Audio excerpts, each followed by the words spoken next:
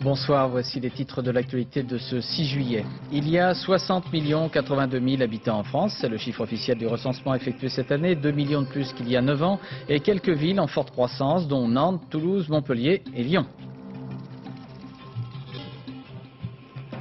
Un officier mauritanien interpellé et emprisonné en France pour crime de torture commis en 1990 dans son pays, la Mauritanie prend des mesures de rétorsion contre cette action judiciaire française. Les opposants à Slobodan Milosevic manifestent en Serbie. Ils lancent une campagne baptisée « Le temps est venu de nous séparer ». Danse, mon festival de Montpellier avec l'Union du cinéma et de la chorégraphie grâce à Philippe Decoufflé. Pour bien se connaître, il faut se compter, du moins était-ce l'un des buts du recensement effectué au début de cette année. Les premiers résultats ont été publiés aujourd'hui. Nous sommes donc un peu plus de 60 millions de personnes habitant sur l'ensemble du territoire français. Ce chiffre s'accompagne de détails qui révèlent des inégalités dans la croissance de la population selon les régions et selon les villes. Globalement, la croissance démographique française est inférieure dans les années 90 par rapport à celle constatée dans les années 80. Explication Hélène Vert, Didier Dahan et Christophe Vignal. Pour le dernier recensement du siècle, la barre des 60 millions d'habitants est franchie. Désormais, nous sommes très exactement 60 82 000 à résider sur le territoire français, soit une progression de 0,38% par an depuis le dernier recensement en 1990. Plus de 58 millions de Français vivent aujourd'hui en métropole, contre 1 665 500 dans les DOM, les départements d'outre-mer. La ville, sans surprise, continue toujours d'attirer les Français. 80% la choisissent au détriment des campagnes. Mais pas n'importe quelle ville. Ce sont les grandes agglomérations régionales qui ont désormais la cote. Paris, sacro-sainte capitale, voit fuir ses habitants au profit de Nantes, Lyon, Toulouse, Aix et Montpellier, des cités dynamiques à visage humain. Ce sont les villes de 200 000 à 300 000 habitants qui sont plébiscitées, c'est-à-dire les villes dans lesquelles il fait bon vivre, les villes qui sont encore à échelle humaine, 200 000, 300 000 habitants, c'est suffisant pour avoir une vie culturelle, pour avoir une vie sportive, etc. Et donc ça, c'est aussi ce qui est plébiscité par les Français, c'est ce que montre ce recensement. Douceur de vivre, meilleure qualité de vie, le bord de mer est le grand gagnant démographique de cette fin de siècle. Le littoral atlantique et le grand sud-ouest ont su attirer et séduire les Français, tout comme l'Alsace et la région Rhône-Alpes. L'Auvergne, le Limousin, la Champagne-Ardenne font en revanche triste mine et conjuguent baisse de la natalité et départ. La population française a donc progressé, mais plus lentement que prévu. 6 mois seront encore nécessaires à l'INSEE pour conclure cette opération complexe et coûteuse. Ce recensement aura coûté 1,2 milliard de francs. Alors avec ses 60 82 000 habitants, je le répète, recensés, la France est après l'Allemagne le pays le plus peuplé de l'Union européenne. Ce sont les régions sud qui semblent être les plus prisées, avec en premier lieu l'agglomération toulousaine qui compte désormais 741 000 habitants. L'attraction pour Toulouse et ses communes environnantes est donc bien réelle. Reportage Christophe Larocca et Patrice Chavaudra. Désormais, c'est la 5e agglomération de France, juste devant Bordeaux, son éternel rival. Plus 32 000 habitants pour Toulouse intramuros, plus 90 000 habitants pour l'ensemble de l'agglomération. Les chiffres annoncés ce matin par l'INSEE sont impressionnants. Ils le sont plus encore si l'on considère la zone d'influence de la métropole, soit la progression de toutes les communes dont 40% des résidents travaillent à Toulouse. C'est une très forte progression sur les années 90. C'est 120 000 habitants en plus pour ce contour de l'aire urbaine de Toulouse. On atteint 917 000 habitants pour la zone d'influence de Toulouse. Bénéfice immédiat pour la ville, plus de moyens. Car l'État accorde chaque année une dotation de 1 650 francs par habitant aux communes, soit pour Toulouse une rallonge de près de 53 millions de francs. Davantage d'habitants, ça veut dire davantage d'écoles, davantage d'enseignants, davantage de salles de classe, davantage d'équipements sportifs et culturels. Et à partir du moment où la population d'une ville augmente, l'État accorde à cette ville des moyens supplémentaires pour répondre aux besoins des habitants. De quoi financer les nouveaux quartiers qui ont fleuri dans la ville rose depuis 15 ans. Et surtout, y maintenir les services publics indispensables. Pour l'instant, l'INSEE est incapable de dire pourquoi Toulouse a connu une telle croissance. Bien sûr, il y a la réussite économique de la ville dans les hautes technologies, mais aux terrasses des cafés, ça n'est pas le premier atout que l'on met en avant. On ressent moins le stress qu'à Paris ou dans d'autres villes de France. Les gens semblent détendus. Moi je travaille dans un milieu d'affaires et j'ai l'impression que les gens sont beaucoup plus détendus qu'ailleurs. Le climat est d'un, il y a l'océan, il y a la mer, il y a le ski l'hiver. l'ambiance la nuit. Bref, tout ce que l'on appelle, en authentique langage statisticien, un véritable effet sud.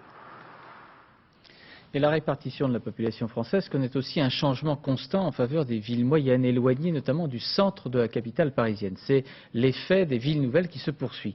Mais celles-ci restent encore trop souvent des villes dortoirs. Voici l'enquête que nous avons menée en Seine-et-Marne, à Lognes, avec Valérie Gaget et Luc Bachofen. Quelques maisons nichées au pied d'une église, un monument aux morts et une fontaine. Dans mon village, Il y a 20 ans, Lognes n'était encore que cela, un village briard entouré de champs.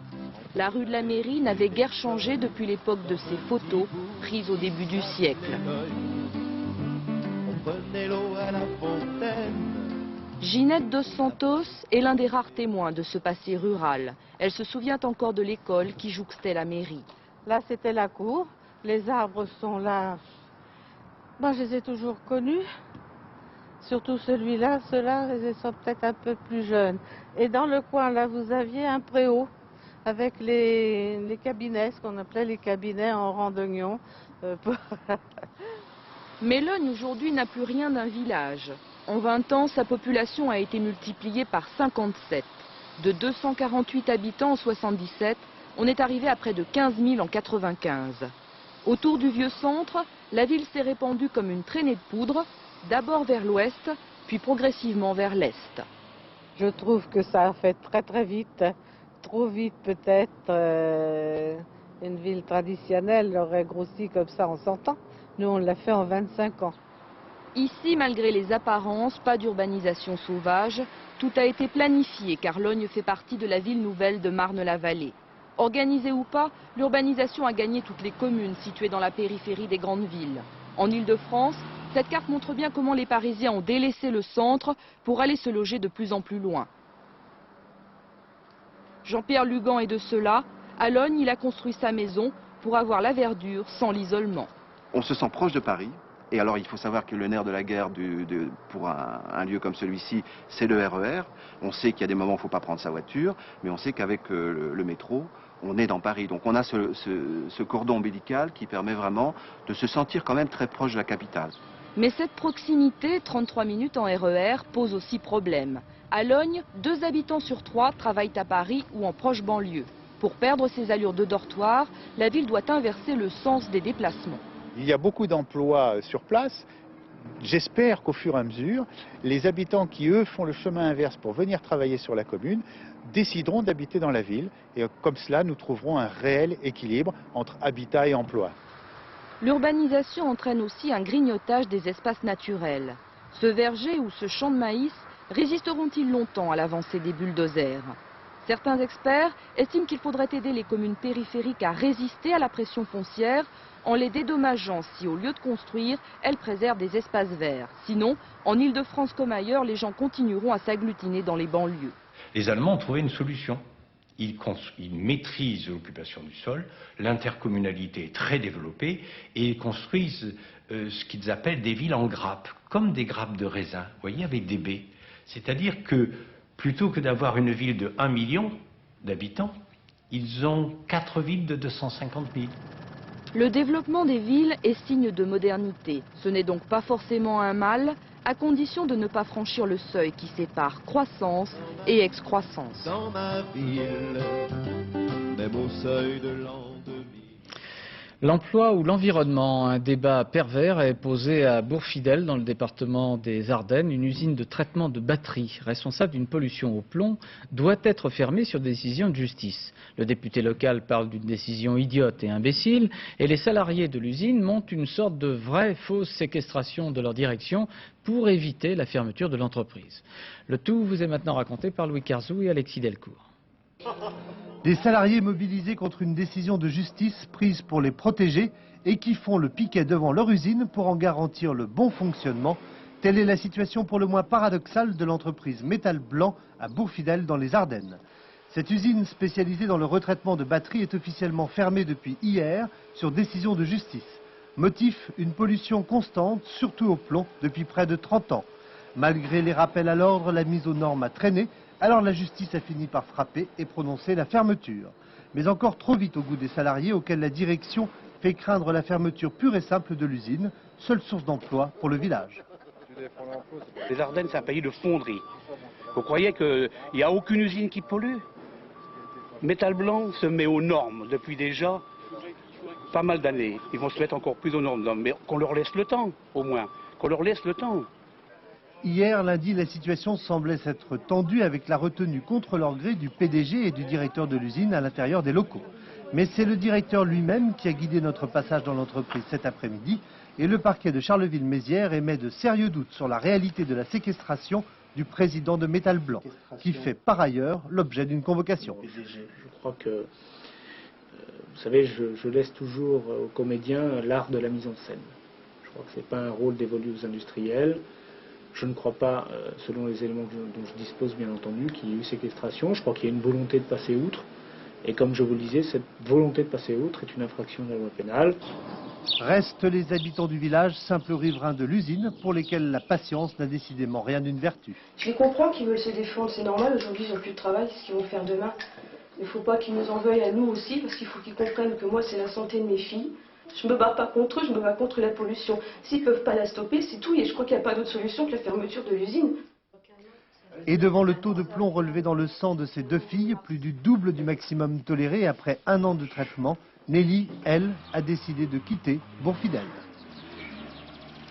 Le président de la République achevait aujourd'hui son déplacement de 48 heures dans le Bordelais par une sorte de déjeuner champêtre à Saint-Émilion, une ville qui fête cette année le 800e anniversaire de sa création. M. Chirac est intervenu dans plusieurs secteurs de la vie politique et économique, utilisant ses rencontres avec des chefs d'entreprise pour rappeler qu'il est favorable à une baisse des prélèvements fiscaux.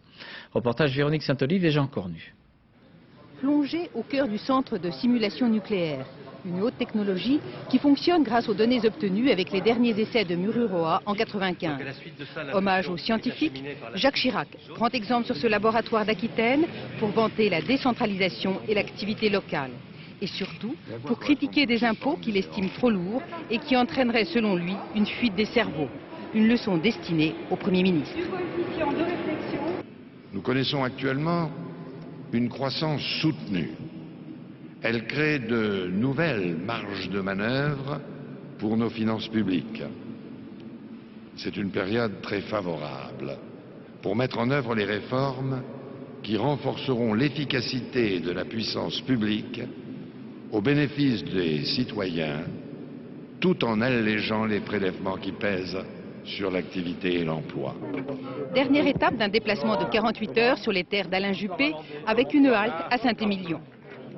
Bonjour, bonjour. Déjeuner populaire pour finir. 2000 personnes ont payé 50 francs pour partager avec le président de la République carottes râpées et charcuterie. Un exercice que Jacques Chirac affectionne. Un exercice de campagne présidentielle. Ici, loin des partis, le président de la République a d'abord voulu resserrer des liens directs avec tous les Français. On a appris aujourd'hui le décès de l'industriel et homme politique Louis Ducatel. Il était âgé de 97 ans et il fut candidat à l'élection présidentielle de 1969. On voit ici des images de cette candidature. Et puis Philippe Seguin va aller enseigner à l'Université du Québec à Montréal pour 1 an en études stratégiques et diplomatiques, donc à cette Université du Québec à Montréal pour 1 an à compter de septembre prochain pour Philippe Seguin. Un juge d'instruction de Montpellier a mis en examen pour crime de torture un capitaine des forces armées mauritaniennes. Celui-ci a été écroué. Il effectuait un stage à l'école d'application d'infanterie de l'armée française installée à Montpellier. Les faits reprochés auraient été commis en 1990 et 1991. Les autorités mauritaniennes ont décidé, en représailles, le départ des coopérants militaires français. Commentaire Éric Monnier avec Véronique Gaglione.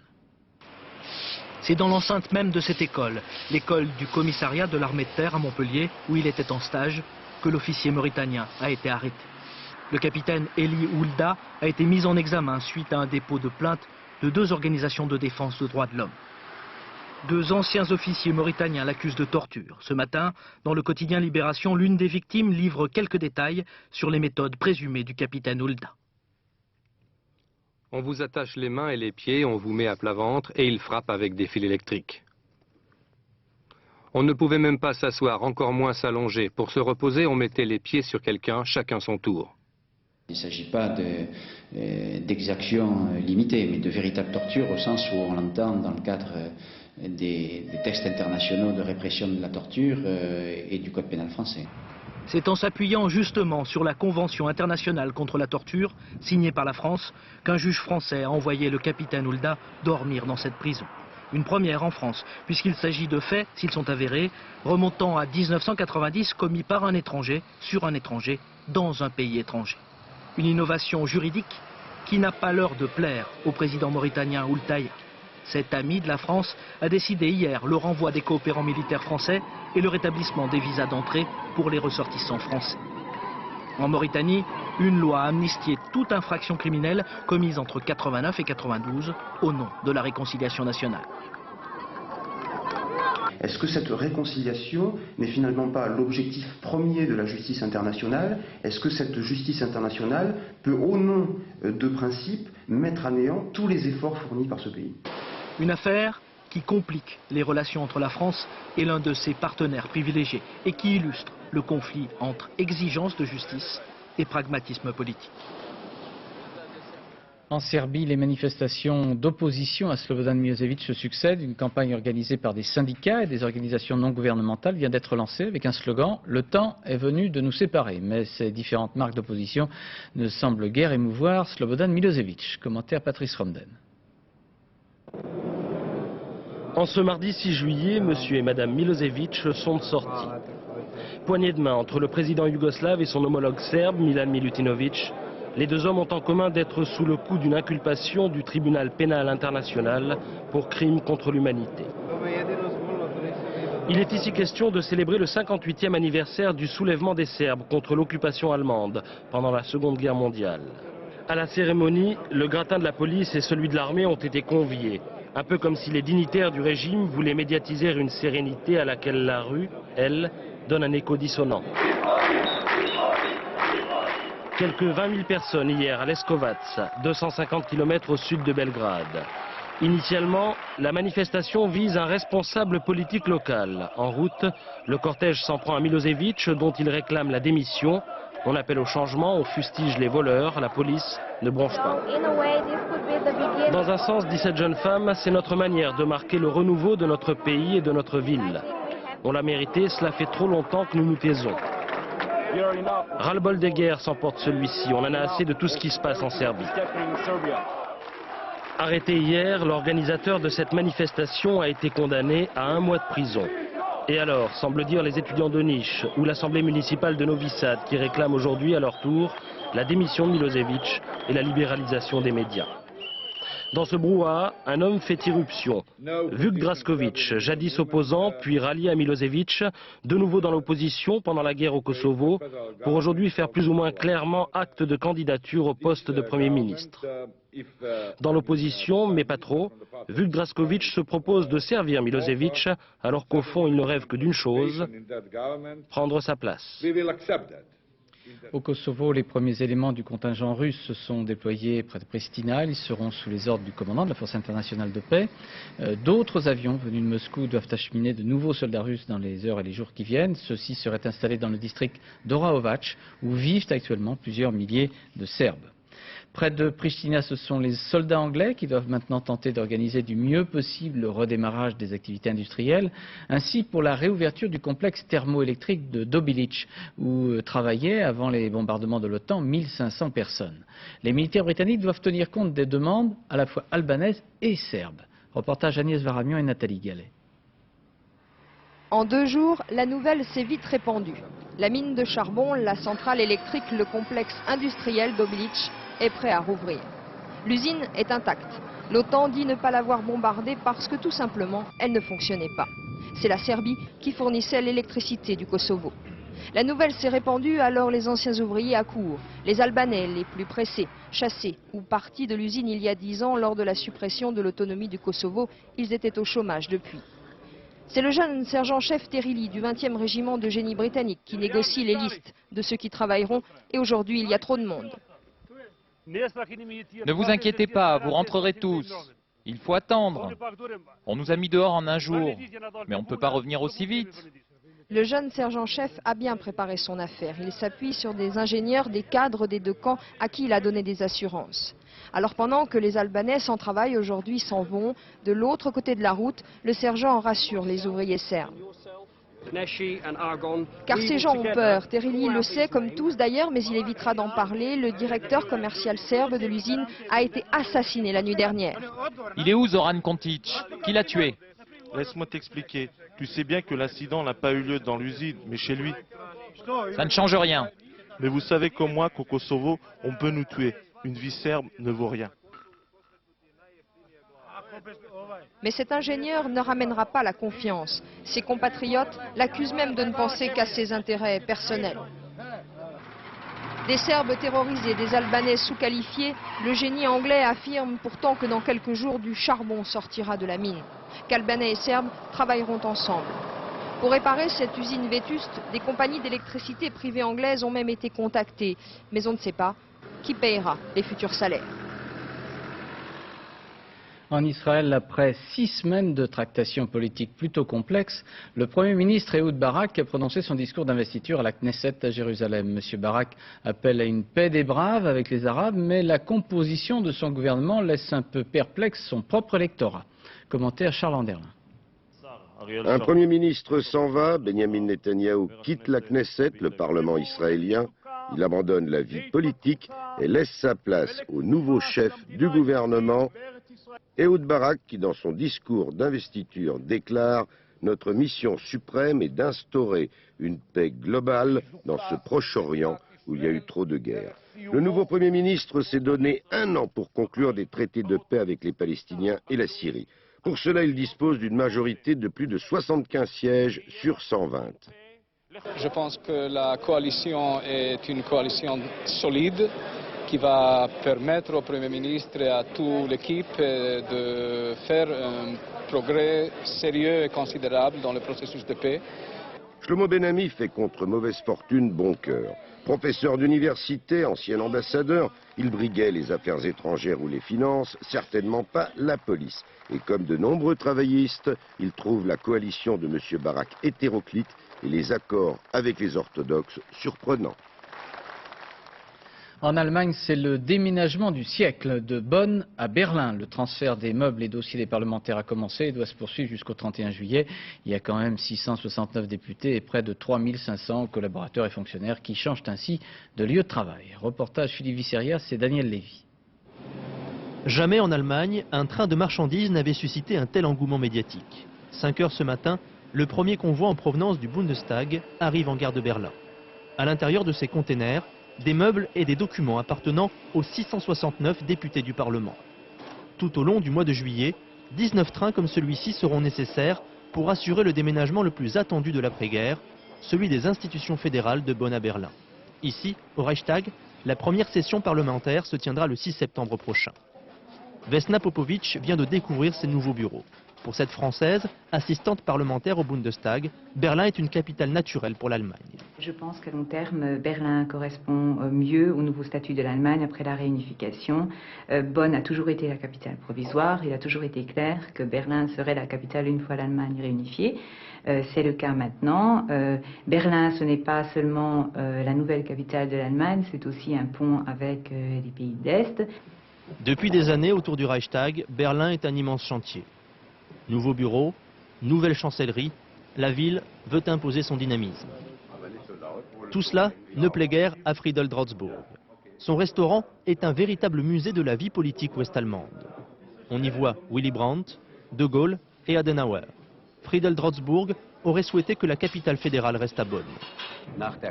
Après la catastrophe de la Deuxième Guerre mondiale, on s'était dit plus jamais de centralisme prussien. Plus jamais l'Allemagne ne devrait être gouvernée par une seule ville. Notre avenir serait celui d'un pays fédéral. Bonn, petite cité tranquille des bords du Rhin, symbolisait la paix dont l'Allemagne avait besoin pour se reconstruire après-guerre.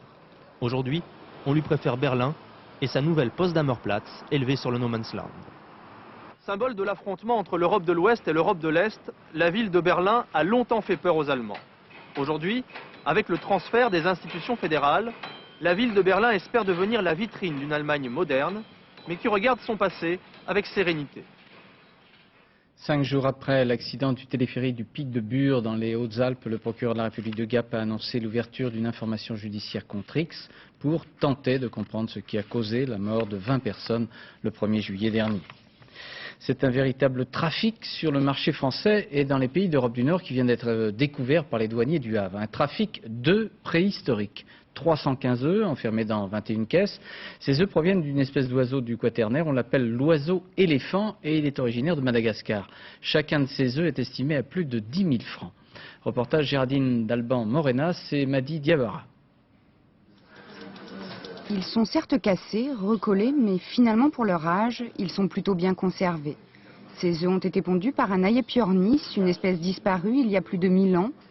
Les douaniers du Havre les ont découverts dans des caisses en provenance de Madagascar, des fossiles protégés par la Convention de l'UNESCO, mais qui sont de plus en plus recherchés par les collectionneurs.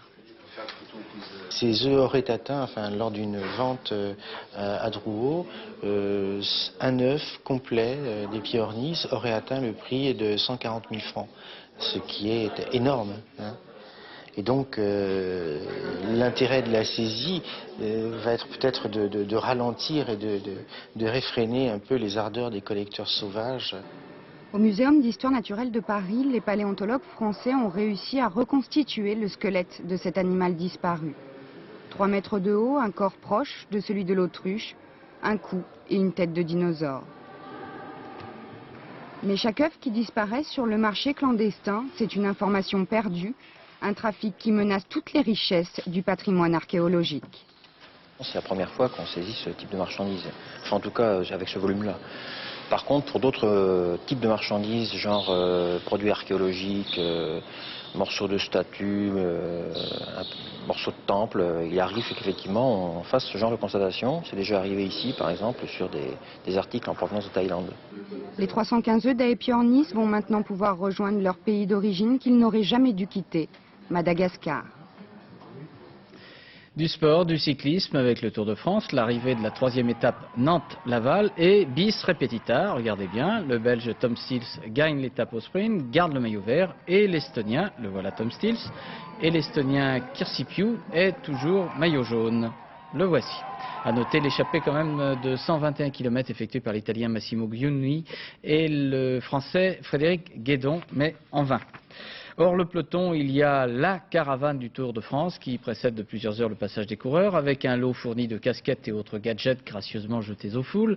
C'est aussi cela, l'ambiance populaire de la Grande Boucle. Regardez bien, reportage Nathanaël Lerinxin et Alain Poirier. Sur le Tour de France, la vie d'une hôtesse n'est pas de tout repos.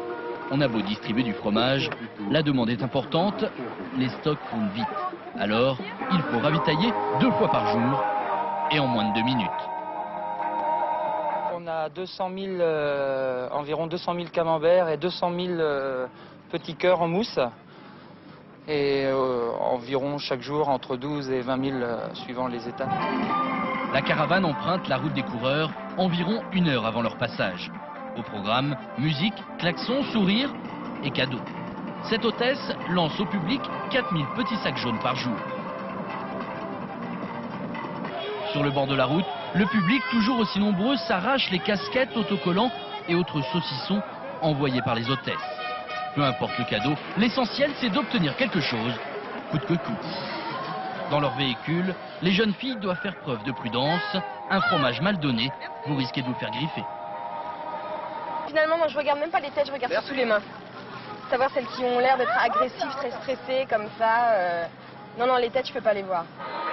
De 7 à 77 ans, la caravane fait perdre les esprits, à tel point que les parents en oublient même leurs enfants. Les parents ne se rendent pas compte du tout du danger. Je crois que tous les ans il y a des accidents, mais bon. Et encore, sur le nombre de millions de spectateurs qu'il y a, je trouve qu'il n'y a pas trop quand même d'accidents. Mais bon, il ne faudrait pas qu'il y en ait du tout. 6 heures par jour, quel que soit le temps, ces jeunes filles se dépensent sans compter. Faire le Tour de France, même dans la caravane, il faut avoir la santé. À l'arrivée, les salaires vont de 3 500 à 7 000 francs suivant les partenaires. Mais une place dans la caravane, c'est inestimable. L'ambiance est garantie et les souvenirs innombrables. Donnez la mamie là, apportez la mamie. 2 secondes de modification. Il était de ceux qui font vivre le théâtre. L'épitaphe est de Jacques Chirac, saluant la mémoire de Jean-Pierre Darras, décédé hier à l'âge de 71 ans. Jean-Pierre Darras fut un compagnon de Jean Vilar, un acteur de cinéma comique. Il forma aussi un duo célèbre avec Philippe Noiret. Il avait de l'élégance et de la truculence dans son talent. Commentaire Frédéric Bonnet avec Philippe Luzzi. Coiffé par la prolifération des numéros à deux, des duettistes, j'ai décidé ce soir, non sans un certain courage, de vous présenter un numéro seul, en quelque sorte un numéro de soliste. Merci. Bravo Jean-Pierre! Bravo Jean-Pierre, c'est très... Humour et carrière théâtrale. Avec Philippe Noiret, Jean-Pierre Darras fait la preuve que son destin n'est pas ailleurs que sur la scène. Moi j'ai connu sa famille, c'était vraiment des gens... à l'époque, devenir acteur, à l'époque, c'était une honte. Alors, sa vraie famille, la voici. C'est la grande époque du TNP de Jean Vilar en 52. Avec ses camarades de troupe, dont Gérard Philippe, Jean-Pierre Darras apprend les grands classiques du répertoire. Je sais pas si vous êtes comme moi, mais moi j'adore les wagons lits. Alors écoutez, si vous parlez tout le temps, j'arriverai pas à m'endormir, moi. Hein, c'est déjà une angoisse. Bah, quelle angoisse? Vous me dégrégoliez dessus, voyons. Ne remuez pas tout le temps. Je ne remue pas. Oui, alors c'est le mouvement du train, peut-être. Un train qui prend vite la voie du succès, celui du vaudeville et de son comique de situation. Le comique peut être mécanique et humain aussi. Moi, je crois que si les choses sont faites sincèrement, on peut grimper au rideau. Tu te vois, toi, encore fatigué par ta mort et tout vertigineux de ton voyage, en train de t'expliquer avec un Dieu qui ne te comprend pas, et tu as voulu faire des prières, il te dit, hein, quoi, qu'est-ce que vous dites? Et il te le dit en chinois. La trilogie de Jean-Pierre Darras, c'était Jean Vilar, Sacha Guitry, mais surtout Marcel Pagnol. On a dû jouer ce spectacle, je crois, près de 400 fois. J'ai eu l'occasion, au fil du temps, de voir comment il se confrontait au public. Mais c'est-à-dire qu'il se mettait en disponibilité totale. Mais à Carpentras, aujourd'hui, pour l'ouverture du festival qu'il a créé il y a 8 ans, Jean-Pierre Darras ne sera disponible que dans le cœur des gens du théâtre. Il m'aimait bien, je l'aimais bien. C'était un sceptique, il avait de l'humour, du recul, un tas de qualités que j'apprécie. Après 50 ans de carrière, Jean-Pierre Darras voulait revenir sur scène avec une interprétation inédite de Molière. Mourir me font, belle marquise, vos beaux yeux. Le Festival international de danse à Montpellier a choisi de marier pour cette année le cinéma et la danse. Une invitation magique conduite par Philippe Decoufflet. Le chorégraphe raconte une histoire en images et en réel sur la scène de Montpellier. Reportage Jean-Jacques Dufour et Blaise Grenier. Dans ce monde, devenu village électronique, l'image a des effets magiques, car même si l'image ment, elle est aussi mouvement. Alors à Montpellier, c'est en cadence que l'image mène la danse. C'était vraiment l'apologie du mouvement et j'ai trouvé ça fabuleux. Jouant des corps et des décors, l'ambition de Decoufflet, nous faire rêver. C'est ça, c'est une recherche de fantasmagorie quand même. L'idée c'est de créer des effets merveilleux et puis de montrer des choses, c'est ça, de montrer des choses simples et de partager des moments de plaisir avec les gens. Donc ensuite, c'est ça, il y a tout un travail sur le regard. Il y a 8 projecteurs dans ce spectacle, 3 vidéos et 5 films. Il y a du direct aussi. Et il y a du direct. Tout ce qui est vidéo, c'est en partie préfilmé et puis surtout en direct. Vraiment merveilleux, rien à dire. Ça rajoutait de la magie. Magie, illusion, projection, les images valsent, les corps chaloupent et les têtes tournent, on perd l'équilibre, parfois la danse quitte la scène et s'en va glisser sur un mur d'images. Entre chorégraphie et cinématographie.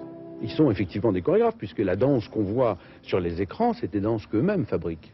Donc ce sont des chorégraphes, simplement, ils ne font plus de spectacle sur scène. Leur seule expression artistique, c'est de filmer la danse qu'ils fabriquent et de la mettre dans des petits écrans qui eux-mêmes sont montés dans une installation. Images virtuelles, images réelles, le mélange nous plonge dans un univers irréel. Projetés sur grand écran, les corps échappent à la pesanteur et les chorégraphes au poids de la réalité. Sur scène, on ne peut pas aller regarder dans l'infini ou quelque chose parce que ce qu'on voit, c'est le public qui est là ou les murs du théâtre, donc c'est comme ça. Donc on peut créer quelque chose de beaucoup plus imaginaire. Comme pour moi, le trou noir en fait, ce qu'on ne peut pas expliquer, c'est très important. Et le film, pour moi, c'est une piste pour travailler avec ça. Van de Québus, Montalvo ou Decoufflet, tous utilisent le cinéma ou la vidéo. Gros plan, zoom avant, travelling, la scène est sans dessus-dessous, les images foisonnent, les danseurs fusionnent et tout le monde en redemande. Il n'y a jamais assez d'images. Donc les images circulent sans arrêt. À nous de savoir les trier, de s'amuser avec, de les comparer ou pas, ou de fermer le poste. À propos de tri, ne ratez surtout pas le spectacle de Deux Coufflets. Shazam vaut vraiment le coup d'œil. C'est donc au Festival de Montpellier. L'auteur du concerto d'Aranjuez, l'une des œuvres pour guitare et orchestre sans doute les plus connues dans le monde, vient de mourir. Le compositeur de ce concerto, c'était Joaquim Rodrigo. Il avait 97 ans. Il avait écrit cette œuvre que vous entendez en usant du nom des jardins royaux d'Aranjuez qui sont situés dans le sud de la province de Madrid. Joaquim Rodrigo avait écrit aussi de très nombreuses autres œuvres musicales, mais qui sont passées sans doute un peu inaperçues, à l'instar de ce que vous entendez en ce moment, qui est devenu le plus célèbre concerto du monde. Nous arrivons à la fin de ce journal. Je vous rappelle les résultats du recensement en France qui révèlent que nous sommes 60 82 000 habitants sur l'ensemble du territoire. Parmi les villes qui connaissent les plus fortes croissances, Nantes, Toulouse, Lyon, Montpellier et aussi Lille. La météo, c'est dans quelques secondes avec Sophie Davant, puis le temps d'une chanson où les plus belles chansons du monde évoquent la famille avec Frédéric Mitterrand. Ça sera suivi du film Sacco et Vanzetti. À 1h, le journal de la rédaction vous sera présenté par Florence Duprat. À 7h50, demain, dans les 4 vérités, Françoise Laborde recevra Jacques Barrot, l'ancien ministre. Et puis à 13h, vous retrouverez ici même Carole Gessler et Rachid Arabe sur la route du Tour de France. À demain 20h. Bonsoir. Merci.